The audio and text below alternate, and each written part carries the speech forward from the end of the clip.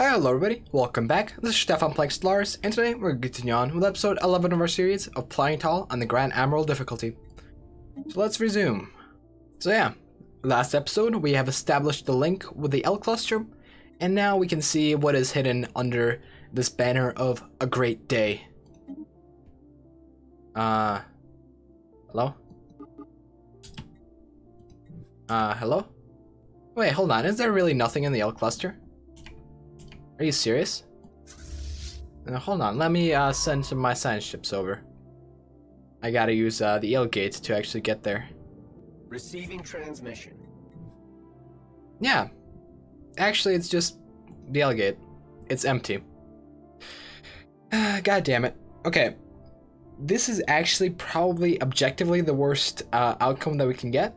And that is because the only thing we're getting is, of course, the territory of the L gate and its strategic resources.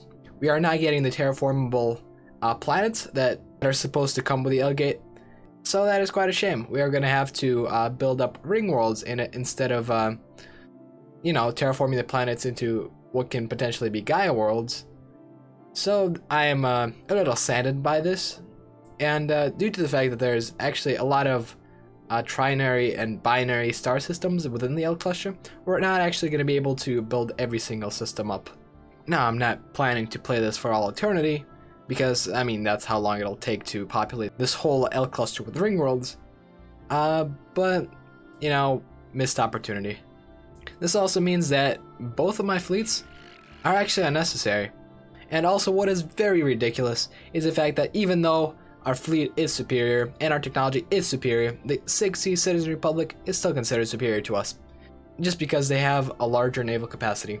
In fact, let's see what bonuses they're getting at this point in the game.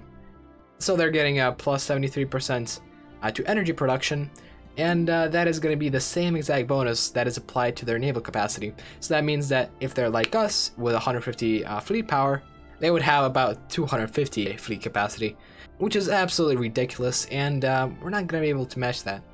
Plus, I assume a lot of their stations actually have anchorages on them, which none of my stations do, so that's probably another thing. Overall, what this whole thing means is that we're going to be able to survey the whole L cluster, and there's not going to be a risk of anyone coming in. That's because if you get the Tempest event, actually destroying it will unlock the L gate, and so we're not going to have to deal with that and Empire swarming in right away, but we are going to have to claim the terminal egress as soon as possible.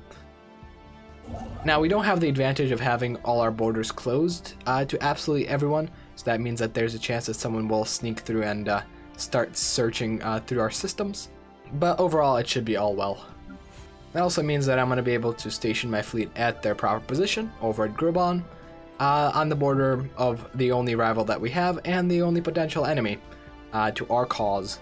Actually, not the only potential enemy, there's still these guys and the Murtherian Eradicators that we have to deal with, but they're pretty far away. And the Citizen Republic is the only one that has consistently proven able to declare war on us.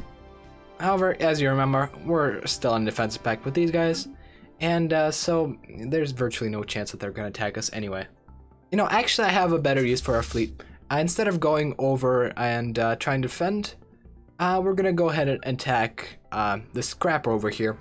It should provide some interesting results, and we're actually going to be able to make use of whatever comes out of it.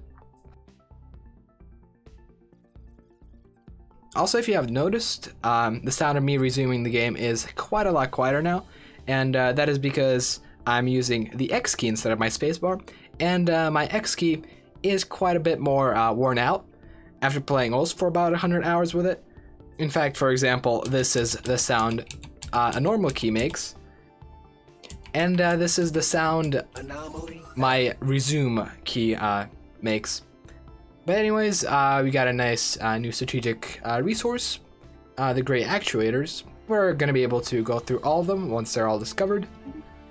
And yeah, also we are going to have quite a lot of new anomalies popping up. And in fact, to increase the chance of that happening, I will go ahead and declare the edict Map the Stars. It is going to waste some influence, but it's gonna make anomalies more likely, and hopefully there's gonna be at least something popping out of this. And also we got new psionic ascension going on. That is cool. In fact, I believe we have an ascension perk of our own saved up from last episode, and so now we can psionically ascend along with all the other guys. Let's take mind over matter. Since the dawn of our civilization, tales have flourished of mighty sorcerers wielding powers that can only be described as supernatural in nature. These rare Vidok could supposedly invade the minds of their fellows, lift heavy objects with merely a thought, or perform any number of other magical feats. Until recently, these stories were just that, stories. Now, however, our scientists have finally obtained conclusive evidence that proves the psionic potential inherent in certain Vidok individuals. Although only a very small minority of our species as a whole seems to be gifted with psionic powers, their numbers relative to the total population have grown steadily over the past few centuries. Whether this is due to some kind of a sudden evolutionary growth spurt, or because something has triggered latent psionic abilities that were always present in our genetic code, scientists cannot say. Yeah, you cannot explain the presence of God, which is me, basically. A glimpse, perhaps, of the future that awaits us. This should boost our science and energy production somewhat, and that is because all my pops now gain the latent psionic trait, increasing their research and energy credit output. Now, besides that, and the fact that certain leaders will be able to have the psionic trait, this is pretty much all that's going to happen for now. But once time comes for the second ascension, it's going to be all good. Also, last episode I have erroneously placed Falmir into the sector, and indeed I'm going to correct this mistake right now, and that's because Falmir is the one system that I don't want in a sector, because, you know, that's the ring world that I want to be managing. I think I'll still stick with the temple on the world, but otherwise it's going to be chock full of these mining networks. Ooh, Swirling Shadows. We got the best society result that we can from this anomaly. Oh, that's actually kind of cool. So the Shadow Play modifier is actually on one of the Nanite worlds. Nanite worlds being the worlds that we're able to terraform if we had gotten a Great Tempest event. And if I could, I would have actually re-rolled to get it. But this stuff is determined at the beginning of the game, so there's no changing it now. Ooh, Fender Bender. We're getting all sorts of great anomalies over here. Awesome. Ooh, what is this? This is certainly a distant stars anomaly. Alien entity identified. A tubular alien entity has entered the orbit of Winter Algae with no warning or explanation. It appears to be moving without engines or thrusters, gliding in complete silence through the void of space, cylinders rotating ominously. Though it has yet to display any signs of aggression, it refuses to acknowledge our hails. Our military advisors warn that it may pose a considerable threat to our inhabitants below and implore us to engage neutralization protocols. Our scientists, however, plead that we instead learn from this remarkable piece of technology. Yeah, what the hell is this? Situation log updated. Now let's check this out. I see that the cost is very low, meaning that this is probably very low level, but this is interesting regardless. Despite extensive research, the enigmatic cache and its origin are still shrouded in mystery. Though it is definitely not organic in nature, it is not entirely machine either. It appears to be preoccupied mainly with the gathering, storing, and encoding of data. Its surface is covered with hundreds of thousands of minuscule scratches and dents, which we have discovered traces of a compound that is alien to our galaxy. I wonder if this means that we're getting intergalactic invaders. Dealing with the Brethren Swarm would not be that bad, because I would actually deal with it instead of letting it be. Oh, looks like our fleet's actually arrived at the scavenger site. The Hicken system is a sprawling graveyard of mechanical debris. The wreckage of untold numbers of derelict ships circle its star. Sways of fueled liquid coolant clouder sensors like ghosts, and creaking station remnants collide with the shattered carcasses of planets on their paths around the sun. An incredible construct steers in the heart of this graveyard. It appears to be a gigantic machine, a robotic automaton larger than our greatest battleships, jury-rigged from the scraps of pieces of 1,000 shipwrecks. The class is 1, reports that this scavenging robot sifts through the debris fields with a fixed purpose, scrounging for useful parts to add to its patchwork configuration. It is clear that the battle of an astronomical proportions once took place here, though whether the scavenger is a sole survivor or a scrap hunter from the distant nation remains unknown. We should exercise caution, as the construct bears heavy artillery from dozens of warships. You know, this could also be one of the autonomous AIs doing its job and surviving. That is also certainly a possibility, and I'd say that it's quite a bit more of an interesting possibility than those proposed here. Alright, so it's probably not within our interest to engage this thing right away. Instead, I'm gonna wait until both of my fleets arrive over here, and then we're gonna order a mass assault. Oh yeah, our first Leviathan. The Vizalkian populace is praying. The giant being encountered in the dark has caused many a denizen of the Empire to feel for their sanity or doubt their faith in the divine. Are these giants the guardians of all life that has created it, or its enemy? Ooh, how but moles of dust? Maybe it's neither. Have they considered that? Probably not. Shit. I have engaged with only one of my fleets. That is a bit unfortunate. It seems that we are about done. This scavenger has stood no chance. Although we did lose a battleship and quite a bit of corvettes along the way. The scavenger's end. The once imposing hulk of the scavenger has been reduced to a scorched wreck of sparky machinery and hemorrhaging fuel lines. As our battle-wearied combat ships make their finishing passes at the flagging automaton, the scavenger makes one final attempt to engage its hyperdrive. Unfortunately for the robot, the damage inflicted upon its central systems appear to have been proven too much. Its exposed core glows a blistering blue-white as its engines engage, then overload, the luminance rising in its heat and intensity until a series of core breaches tear the construct asunder. The regent of the Hicken system is no more. Yeah, we can analyze its remains and have a chance to gain some pretty good tech. Alright, so we have Gauss cannons. Awesome. And we also gained 2 more things that got dismissed. We got the nanite repair system, which is basically regenerative hull tissue, except many times better. And we also gained Marauder missiles, which I don't really care about that much.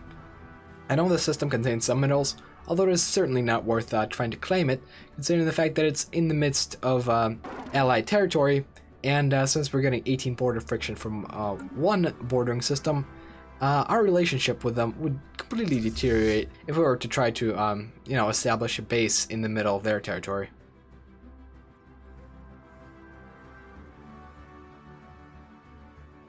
Also, I now see that these guys are now starting to explore.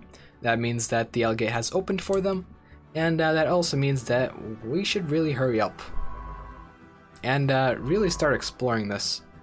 Because otherwise we're gonna get outclaimed, and that would not be good.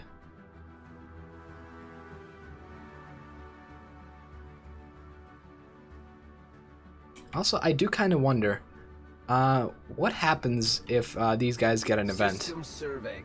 Like, if they get an anomaly, are the resources added? Can AI empires even get anomalies? I don't know. Alright, looks like the United Knorr Holdings, our former enemy, is now giving us gifts. I never would have thought this would happen. Alright. Ooh, looks like we're getting invited to a bit of a larger federation, aren't we? So, the Thorian Cooperative and the Star Dynasty of Resh. But I don't think getting in a federation is a particularly good idea. At least at this point in time. Anomaly found. Oh, Sonified Science. I don't think I've seen this before. The ISS Polemius Silvius crew has succeeded in isolating a signal embedded within the unusual pattern of interference with the Grimoire system. The signal is a song, a complex sonification of an advanced mathematical equation to be precise, and one that Science Officer Maximilius cannot seem to get out of their head. Who or what may have composed the song remains unknown, though its complexity infers an incredible level of technological sophistication regarding subspace harmonics. The signal's geodiscs suggest a pattern of origin from outside our galaxy. Yeah, so many things are happening outside of our galaxy. I wish some more interesting things would happen within it.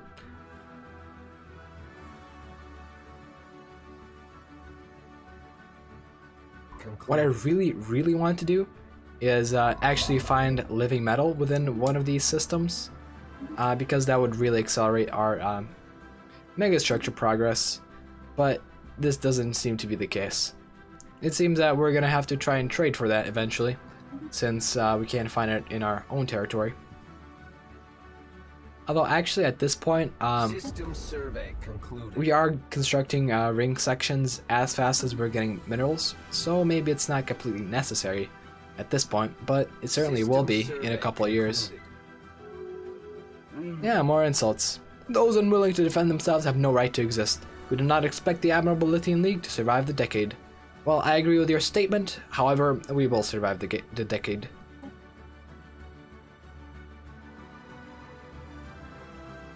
I like how they can give 0 minerals. That's kind of funny.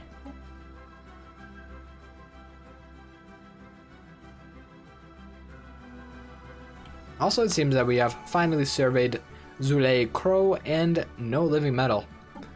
Very, very unfortunate. And now we're able to gain even more traditions. So for now, I might as well go for expansion. I will be expanding internally, and that will be done through habitats. All we're stuck with are these nasty gray stuff, which do increase our terraforming speed, research speed, and weapon damage, but that is about it.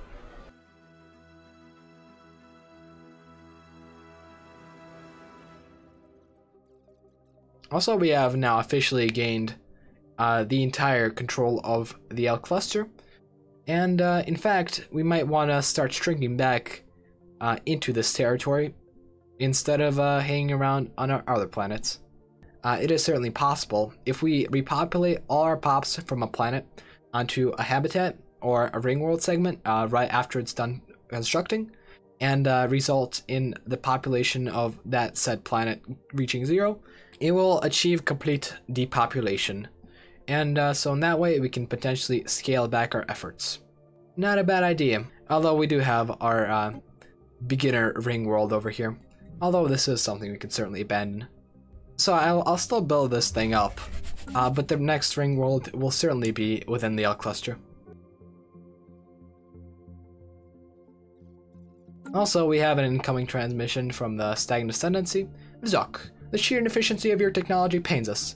As your valuable client to the Kosovo servers, we have decided to share with you some of our understanding of the universe. This is not something we do just for any species, so be sure to continue to be use of us. Ingratitude is not a desirable trait in children. Planetary shields, really? Another day, another scientific. Oh, fuck you guys. Honestly. That is pretty much the worst thing that we could have possibly gotten. It also seems that it's probably going to be the only gift that we get from those guys. And that is highly unfortunate. Oh, wow. It took us 135 years to encounter our first Hianaki. And that is certainly what it is. We're going to be able to gain some energy siphons out of that.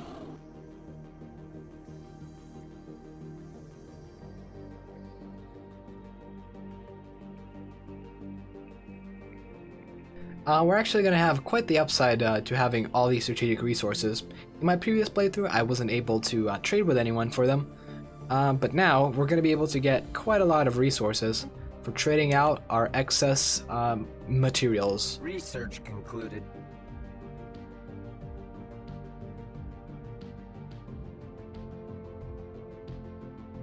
Oh yeah, I also have completely neglected renaming these ring world section segments.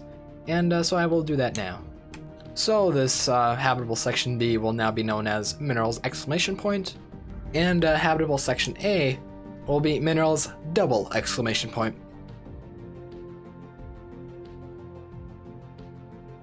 Ooh, jump drives. Alright, that's quite interesting. We're going to be able to jump around. Unfortunately, we can't jump around within the L cluster. And actually, I mean, that might be a bit more of a boon than a bane, because that means that no one else can jump around in the L cluster, meaning that if someone gets to the terminal egress, they're stuck at the terminal egress if they can't get beyond it.